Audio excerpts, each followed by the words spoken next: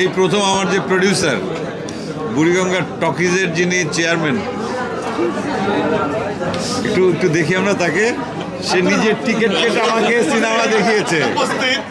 উপস্থিত আমার ডিরেক্টরের ওয়াইফ আর কি, তিনি শর্মিলা।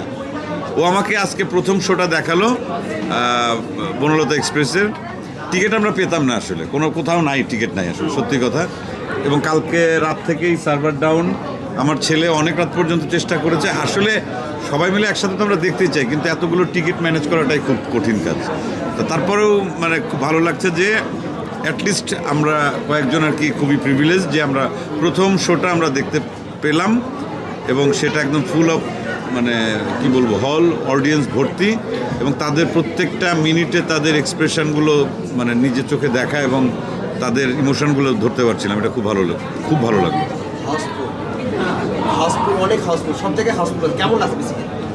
এখন হাউসফুল হলে যে কারো ভালো লাগে, এটার আর আলাদা কোনো ব্যাখ্যা নেই। বেশি খুশি প্রোডিউসার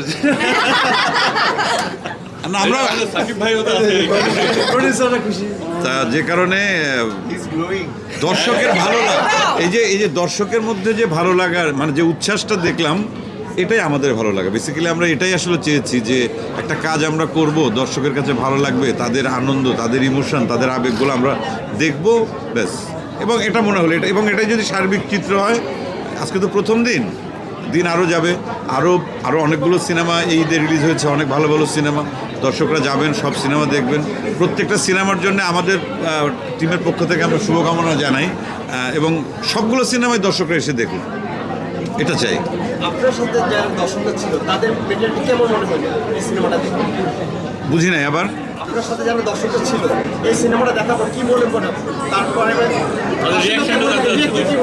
তাদের রিয়াকশান তো আমি বললামই তো, যে প্রতি সেকেন্ডে তাদের ওটা দেখছিলাম।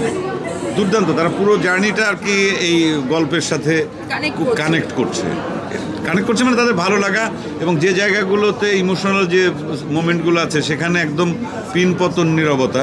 এটা দেখেও বুঝছি যে আশপাশ থেকে কান্নার শব্দ আসছে, ভারী নিঃশ্বাসের শব্দ আসছে, এবং আমি নিজেও অন্তত 10 থেকে 12 বার আমার চোখটা ভিজে গেছে। মানে ভাই, এটা মানে দর্শকদের বলবো, আসুন, দেখলে পরে এটা হকারের মতো চিৎকার করে কোনো লাভ নাই। এটা বলবো না অসাধারণ আমরা কিছু করেছি, নো দ্যাট, এটা আমি কখনো এটা বলতে চাই। এটা কেন বলবো? এটা দর্শকের জন্য আমরা সর্বোচ্চ এফোর্ট দিয়েছি একটা কিছু করার জন্য, দর্শকের জন্য ভালো লাগে। আমি আজকে দর্শক হিসেবেই দেখেছি ছবিটা, শুধু আমি না, আমরা যারা এসেছি আর কি। এনিওয়ে, তা সেই জন্য দর্শকদের বলবো আপনারা এসে দেখেন, দেখলে ভালো লাগবে, এইটুকু বলতে পারি।